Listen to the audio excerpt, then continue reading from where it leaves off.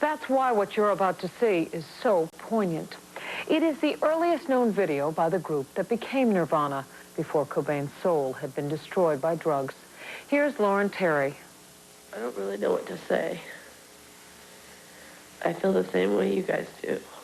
This was the message Courtney Love recorded for thousands of mourners gathered in Seattle Sunday to pay tribute to her husband, Kurt Cobain. When he played guitar and sang, I feel so honored to be near him. Eric Harder was one of the many people deeply affected by Cobain's suicide.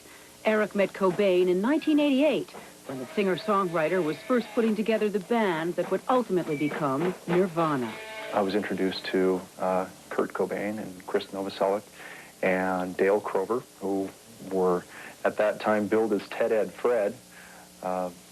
We had a fantastic, quick introduction, and then just the next day we were off running up to the Tacoma World Theater to put on this big show. And Eric Harder managed an electronics store in Cobain's hometown of Aberdeen, Washington. Cobain asked him to videotape one of their first songs, Paper Cut, after hours in the store. We had a camcorder set on a table. Our only special effects were the lights and so forth that were already in the store. I remember at one point we were blowing cigarette smoke across the camcorder to provide the heavy metal smoke effect. This is the never-before-seen video that Eric recorded. Even then, Cobain's unique rebellious sound was emerging. He was 21 years old and had no idea of what the future held for him and the members of his band. Paper Cut was later released on Nirvana's first album, Bleach, on a small independent Seattle record label.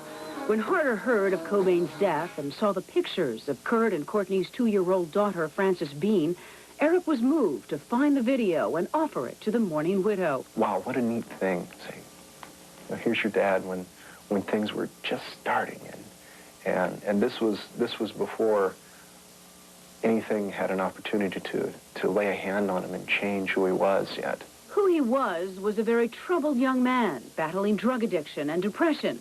His suicide last week was preceded by an unsuccessful attempt at taking his life while he and Courtney were in Rome in March. My best conclusion would be that it was something that he had to do. If he had no means of letting this out, if he had no means of expressing himself, I think he would just explode. I mean, to keep it all in all the time, that's that heavy emotion, that's almost impossible.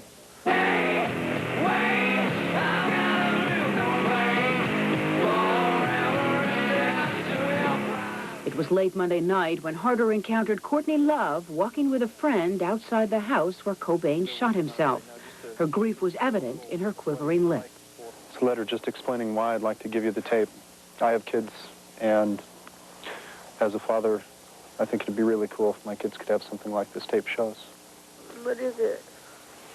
It's just us clowning around, making a video back before everything happened. Is his neck all red? No, Where is it's it at? earlier than that. It's down in Aberdeen. Were you in the band? Were you one of the 80,000 drummers?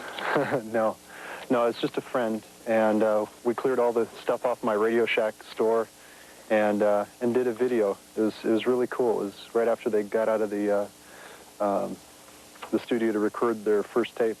Well, all right, thanks. Thank you. You can give it to one of those days. Right. Thanks. Thanks a lot. Nice. That's really nice. So for Courtney and little Frances Bean, the memory of Kurt Cobain will be a little bit fuller because of the kindness of a stranger. And tragically, a fan who attended the memorial service for Kurt Cobain also committed suicide a short time later. This is a phone number that may help young people who are depressed. It's Boys Town's national hotline, 1-800-448-3000. That's 1-800-448-3000. More for you on American Journal when we come back.